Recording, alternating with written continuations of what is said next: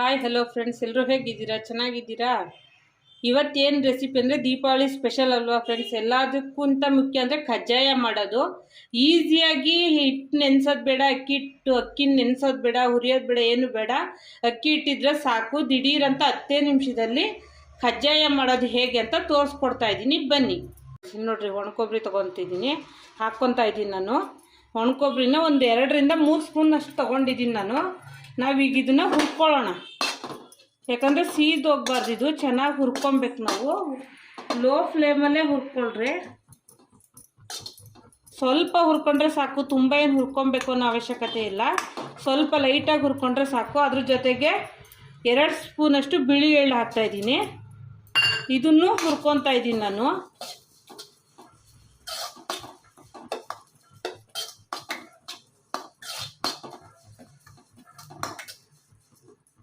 ಹಾಗೆ 1 ಸ್ಪೂನಷ್ಟು ಗಸಗಸೆ ಹಾಕ್ತಾಯಿದ್ದೀನಿ. ಈಗ ಇವನ್ನ ಚೆನ್ನಾಗಿ ಹುರ್ಕೊಳ್ಳೋಣ.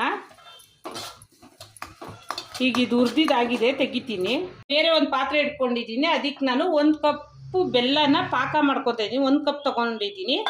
ಅದೇ ಕಪ್ಪಲ್ಲೇ 1 ಕಪ್ಪಷ್ಟು ನೀರು ಹಾಕ್ತೀನಿ. ಇದೇ ಕಪ್ಪಲ್ಲಿ 1 ಕಪ್ ನೀರು ಹಾಕ್ತೀನಿ, ಜಾಸ್ತಿ ಹಾಕಲ್ಲ. ಇದೇ ಅಳತೆ ಅಷ್ಟೇ. ಎಂಥ ಹೊಸಬ್ರು ಸತ ಮಾಡ್ಬೋದು. ಇದನ್ನು ನಾನು ಕರಗಿಸ್ಕೊತೀನಿ ಅಷ್ಟೇ.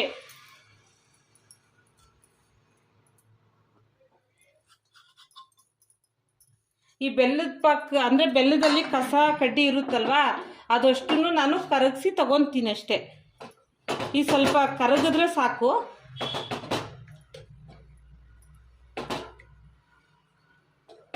ಇದೊಂಚೂರು ಕರಗಬೇಕು.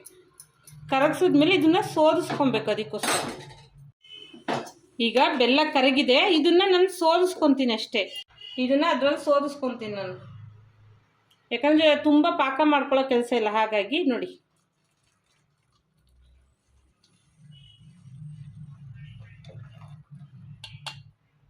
ತುಂಬ ಅಂಟಂಟಾಗಬಾರ್ದು. ಹಿಂಗಂದರೆ ಹಿಂಗೆ ಮುಟ್ಟಿದ್ರೆ ನಮಗೆ ಅಂಟು ಬಂದರೆ ಸಾಕು. ಇಷ್ಟೇ, ಸ್ವಲ್ಪ ಅಂಟು ಬಂದರೆ ಸಾಕು. ತುಂಬ ಅಂಟು ಬರೋದೇನು ಬೇಕಾಗಿಲ್ಲ. ಇದು ಕುದೀತಾ ಇರಲಿ. 1 ಕಪ್ನಷ್ಟು ಅಕ್ಕಿ ಹಿಟ್ಟು ತೊಗೊಂಡಿದ್ದೀನಿ. ಯಾಕಂದ್ರೆ ನಾವು ಇನ್ಸ್ಟೆಂಟ್ ಮಾಡೋದ್ರಿಂದ ಒಂದು 10 ರಿಂದ 15 ದಿವಸ ಇಟ್ಕೊಬೋದು ಇದನ್ನು. ಅದ್ರ ಜೊತೆಗೆ ಅಕ್ಕಿ ಹಿಟ್ಟಿನ ಜೊತೆಗೆ ಅರ್ಧ ಕಪ್ಪು ಗೋಧಿ ಹಿಟ್ಟು ಹಾಕ್ಕೊತಾ ಇದ್ದೀನಿ. ಆಮೇಲೆ ನಾವು ಹುರಿದು ಇಟ್ಕೊಂಡಿದ್ದೀವಲ್ಲ, ಒಣಕೊಬ್ಬರಿ ಮತ್ತು ಗಸಗಸೆ, ಎಳ್ಳು, ಇದನ್ನು ಮತ್ತು ಏಲಕ್ಕಿ ಪೌಡರ್ ಮಾಡ್ಕೊಂಡಿದ್ದೀನಿ. ಅದನ್ನು ಹಾಕಿ ಮಿಕ್ಸ್ ಮಾಡಿ ಇಟ್ಕೊಳ್ಳೋಣ. ಪಾಕ ಕುದೀತಾ ಇರಬೇಕಾದ್ರೆ ಡೈರೆಕ್ಟ್ ಪಾಕಕ್ಕೆ ಹಾಕೋದು. ಹಾಗಾಗಿ ಈಗ ಇದನ್ನು ನಾವು ಚೆನ್ನಾಗಿ ಒಂದಕ್ಕೊಂದು ಮಿಕ್ಸ್ ಮಾಡಿ ಇಟ್ಕೊಳ್ಳೋಣ ಈ ರೀತಿ. ಈಗ ಮಾಡಿ ರೆಡಿ ಇಟ್ಕೊಂಡ್ರೆ ನಾವು ಆ ಪಾಕದಲ್ಲಿ ಹಾಕಕ್ಕೆ ಸರಿ ಆಗುತ್ತೆ. ಹಾಗಾಗಿ ಈಗ ನಾನು ಸಕ್ಕರೆ ಅಂದರೆ ಬೆಲ್ಲದ ಪಾಕಕ್ಕೆ ನಾನು 1 ಸ್ಪೂನಷ್ಟು ತುಪ್ಪ ಹಾಕ್ಕೊತಾ ಇದ್ದೀನಿ.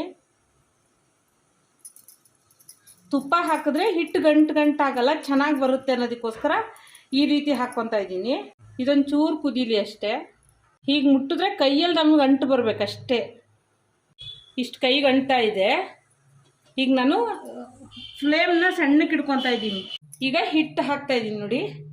ಒಂದೇ ಸಲ ಹಾಕ್ಕೊಳ್ಳೋಣ, ಅವಾಗ ಗಂಟಾಗಲ್ಲ. ಈಗ ನಿಧಾನಕ್ಕೆ ಕಲಿಸ್ಕೊತಾ ಇರೋಣ. ಹಿಂಗೆ ಕಲಿಸ್ಕೊಂಡ್ರೆ ಹಿಟ್ಟಾಗೇ ಚೆನ್ನಾಗಿ ಇದಾಗುತ್ತೆ. ನಾವು ಹಿಂಗೆ ತಿರುಗಿಸ್ತಾ ಇದ್ರೆ ಇದು ಗಟ್ಟಿ ಆಗುತ್ತೆ. ಈಗ ನೋಡಿ ಫ್ರೆಂಡ್ಸ್, ಇದೇ ಥರ ತಳ ಬಿಡೋ ತನಕ ಕೈ ಆಡಿಸ್ತಾ ಇರ್ಬೇಕು ನಾವು. ಅಂದರೆ ಹಿಂಗೆ ತಿರುಗ್ತಾ ಇದ್ದರೆ ತಳ ಬಿಡುತ್ತದು ಚೆನ್ನಾಗಿ. ಈಗ ನಾನು ಇದಕ್ಕೆ ಸ್ವಲ್ಪ ತುಪ್ಪ ಹಾಕ್ಕೊತೀನಿ, 1 ಸ್ಪೂನಷ್ಟು ತುಪ್ಪ ಹಾಕ್ಕೊತೀನಿ. ಆವಾಗ ಅದು ಕ್ಲೀನಾಗಿ ತಳ ಬಿಡುತ್ತೆ. ಅದಕ್ಕೆ ತುಪ್ಪ ಹಾಕ್ಕೊಂಡಿದ್ದೀನಿ ನಾನು. ಈಗ ಮತ್ತೆ ಮಿಕ್ಸ್ ಮಾಡ್ತಾ ಬರ್ತೀನಿ. ಪಾತ್ರೆಯಿಂದ ತಳ ಬಿಡೋ ತನಕ ಮಾಡ್ತಾ ಬಂದರೆ ಗಟ್ಟಿಯಾಗಿ ಬರುತ್ತೆ ಸ್ವಲ್ಪ ನಮಗೆ ತಟ್ಟೋದಕ್ಕೆ. ಕಜ್ಜಾಯ ಆವಾಗ ರುಚಿಯಾಗಿ ಬರುತ್ತೆ. ನೋಡಿ, ನಾವು ಹಾಕಿದ ಹಿಟ್ಟು ಆಗಲೇ ಇವಾಗ ಗಟ್ಟಿ ಆಗ್ತಾ ಬರ್ತಾ ಇದೆ. ಪಾತ್ರೆ ಬಿಟ್ಟು ಬರೋ ತನಕ ಇದು ಮಾಡ್ಕೊಬೇಕು. ನೋಡಿ ಫ್ರೆಂಡ್ಸ್, ಈ ಥರ ಬಾಣಲಿಯಿಂದ ತಳ ಬಿಟ್ಟು ಈ ಥರ ರೌಂಡಾಗಿ ಬಂದರೆ ನಮಗೆ ಈಗ ಇದು ರೆಡಿ ಇದೆ. ಇದನ್ನು ಒಂದು ಪ್ಲೇಟಲ್ಲಿ ನಾನು ತಣ್ಣಗಾಗಕ್ಕೆ ಬಿಡ್ತೀನಿ. ಈಗ ನಾನು ಪ್ಲೇಟಿಗೆ ಶಿಫ್ಟ್ ಮಾಡ್ಕೊತಾ ಇದ್ದೀನಿ. ಇದು ಚೂರು ತಣ್ಣಗಾಗಬೇಕು, ಯಾಕಂದರೆ ಬಿಸಿಯಲ್ಲಿ ಇದನ್ನು ಇದು ಮಾಡೋಕ್ಕಾಗಲ್ಲ, ತಟ್ಟಕ್ಕಾಗಲ್ಲ. ಅದಕ್ಕೋಸ್ಕರ ಒಂಚೂರು ಉಗುರು ಬೆಚ್ಚಗಿದ್ದಾಗ ತೆಗ್ದು ಇದು ಮಾಡೋಕೆ ಬರುತ್ತೆ. ಅಲ್ಲಿ ತನಕ ನಾನು ಇದನ್ನು ಚೂರು ತಣ್ಣಗಾಗಕ್ಕೆ ಬಿಡ್ತಿದ್ದೀನಿ. ಎಣ್ಣೆ ತುಂಬ ಕಾದಿರಬಾರ್ದು, ಲೋ ಫ್ಲೇಮಲ್ಲೇ ಇರಲಿ. ನಾವು ಒಂದೊಂದೇ ಹಾಕೋದ್ರಿಂದ ಎಣ್ಣೆ ಸ್ವಲ್ಪನೇ ಹಾಕ್ಕೊಂಡಿದ್ದೀನಿ. ನಾವು ತಣ್ಣಗಾಗಕ್ಕೆ ಬಿಟ್ಟಿದ್ದು ಹೂರ್ಣ ಇದು ನೋಡಿ, ಕಜ್ಜಾಯದ್ದು ಇದು ಎಷ್ಟು ಚೆನ್ನಾಗಿ ಇದಾಗಿದೆ, ಚೂರು ಅಂಟಲ್ಲ, ಚೆನ್ನಾಗಿ ಸ್ವಲ್ಪ ಬಿಸಿ ಇದೆ. ಈಗ ಚಿಕ್ಕ ಚಿಕ್ಕ ನಮಗೆ ಒಂದು ಗೋಲಿ ಸೈಜ್ನಷ್ಟು ತಗೊಂಡು ಈಗ ಈ ರೀತಿ ನೋಡಿ, ಈ ರೀತಿ ಉಂಡೆ ತೊಗೊಂಡಿದ್ದೀನಿ ನಾನು. ಈಗ ನಾವು ಇದನ್ನು ಎಣ್ಣೆ ಕವರ್ ಮೇಲೆ ಇಟ್ಕೊಂಡು ನಾನು ತಟ್ಕೊತಾ ಇದ್ದೀನಿ ನೋಡಿ. ನಾವು ಯಾವ ರೀತಿ ಬೇಕೋ ಆ ರೀತಿ ತಟ್ಕೊಬೋದು, ಚೆನ್ನಾಗಿ ಬರುತ್ತಿದ್ದು, ಸಾಫ್ಟಾಗಿದೆ ನೋಡಿ. ತುಂಬ ತೆಳ್ಳಗೆ ಬೇಡ, ಎಷ್ಟು ಬೇಕೋ ಅಷ್ಟು ಇದು ಥರ ಮಾಡಿಕೊಡ್ರಿ. ಮಧ್ಯೆ ಸಣ್ಣಕ್ಕೊಂದು ಹೋಲ್ ಹಾಕಿದ್ರೆ ಸಾಕು ನೋಡಿ.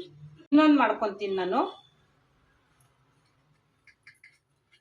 ಫಟಾಫಟ ಆಗುತ್ತೆ, 10 ನಿಮಿಷ ಅಂತ ಅನ್ನಲ್ಲ, ಆ ರೀತಿ ಬೇಗ ಬೇಗ ಆಗುತ್ತೆ ನೋಡಿ. ನೋಡಿ 2 ಮಾಡಿ ಇಟ್ಕೊಂಡಿದ್ದೀನಿ. ಎಣ್ಣೆ ಚೂರು ಕಾಯಬೇಕು. ಒಲೆನ ಲೋ ಫ್ಲೇಮಲ್ಲಿ ಇಟ್ಕೊಂಡಿದ್ದೀನಿ. ನಾನೀಗ ಕಜ್ಜಾಯನ ಹಾಕ್ತಾಯಿದ್ದೀನಿ. ಈಸಿಯಾಗೂ ತೆಗಿಬೋದು ನೋಡಿ, ಹಾಕ್ತಾಯಿದ್ದೀನಿ. ಅದಾಗದೇ ಮೇಲೆ ಬರೋ ತನಕ ನಾವು ಇದಾಕ್ಬಾರ್ದು, ಇಲ್ಲಾಂದರೆ ಒಡೆದೋಗೋ ಚಾನ್ಸಸ್ ಇರುತ್ತೆ. ನಿಧಾನಕ್ಕೆ ಅದು ಬೆಂದು ಮೇಲೆ ಬರೋ ತನಕ ಇದು ಮಾಡ್ಬೇಕು ನಾವು.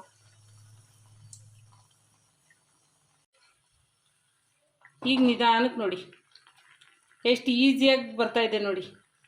ಕಜ್ಜಾಯ ಮಾಡೋದು ಈಸಿ ಫ್ರೆಂಡ್ಸ್, ಈ ಥರ ಮಾಡ್ಕೊಂಡ್ರೆ ಆಯ್ತು ನೋಡಿ. ನಾನು ಲೋ ಫ್ಲೇಮಲ್ಲೇ ಬೇಯಿಸ್ಕೊತಾ ಇದ್ದೀನಿ. ಈಗ ಇದಾಗಿದೆ, ತೆಗಿತಾ ಇದ್ದೀನಿ.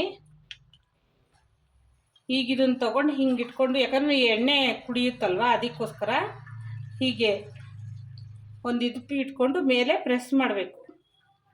ಆವಾಗ ಎಣ್ಣೆ ಎಲ್ಲ ಬಸ್ಕೊಳ್ಳುತ್ತೆ ನೋಡಿ. ನೋಡಿ ಈಗ ಇನ್ನೊಂದು ಬಿಡ್ತಾ ಇದ್ದೀನಿ. ಈಗ ಇದು ಬೆಂದಿದೆ, ಇದನ್ನು ತೆಗಿತಾ ಇದ್ದೀನಿ. ನಿಧಾನಕ್ಕೆ ಈಗ ಇಟ್ಕೊಂಡು ಈಗ ಪ್ರೆಸ್ ಮಾಡಿದ್ರೆ ಸಾಕು ನೋಡಿ ಫ್ರೆಂಡ್ಸ್. ಎಷ್ಟು ಈಸಿಯಾಗಿ ನೋಡಿ ಕಜ್ಜಾಯ, ಎಷ್ಟು ಎಲ್ಲ ಪಾಕ, ಇಲ್ಲಾಂದರೆ ಇದಕ್ಕೆ ಪಾಕ ಇದಾಗುತ್ತೆ ಅಂತಾರೆ ನೋಡಿ. ಎಷ್ಟು ಈಸಿಯಾಗಿ ನೋಡ್ಕೊಬೋದು ನೋಡಿ ಫ್ರೆಂಡ್ಸ್. ಎಷ್ಟು ತಗೊಂಡಾಯಿತು, ಒಂದು ಪ್ಲೇಟಲ್ಲಿ ಮಾಡಿದ್ದು ನಾನು, ಅಂದರೆ ಒಂದು ಬೌಲಷ್ಟು ಮಾಡಿದ್ದು ದಿಢೀರಂತ ನೋಡಿ. ಸಾಫ್ಟಾಗೂ ಇದೆ ನೋಡಿ. ನೋಡಿ ಎಷ್ಟು ಸ್ಮೂತಾಗೂ ಇದೆ, ಬಿಸಿ ಇದೆ ನೋಡಿ, ಸ್ಮೂತಾಗೂ ಇದೆ ಮತ್ತು ಇದಾಗೂ ಇದೆ. ಚೆನ್ನಾಗಿ ಬಂದಿದೆ ನೋಡಿ. ಒಂದು ಪ್ಲೇಟ್ ದಿಢೀರಂತ ಯಾವ ಪಾಕ ಅದೇ ಇದೆ ಅಂತ ಇಲ್ಲ, ಒಟ್ಟು ಈಸಿಯಾಗಿ ಮಾಡ್ಕೊಬೋದು ನೋಡಿ ಫ್ರೆಂಡ್ಸ್. ಈ ವಿಡಿಯೋ ಇಷ್ಟ ಆದರೆ ಲೈಕ್ ಮಾಡಿ, ಶೇರ್ ಮಾಡಿ, ಕಮೆಂಟ್ ಮಾಡಿ, ಹಾಗೆ ಬೇಗ ಸಬ್ಸ್ಕ್ರೈಬ್ ಆಗಿ ಫ್ರೆಂಡ್ಸ್. ಕಜ್ಜಾಯ ಮಾಡಿಕೊಂಡು ಹೇಗಿತ್ತು ಅಂತೇಳಿ ಕಮೆಂಟಲ್ಲಿ ತಿಳಿಸಿ. ಬಾಯ್.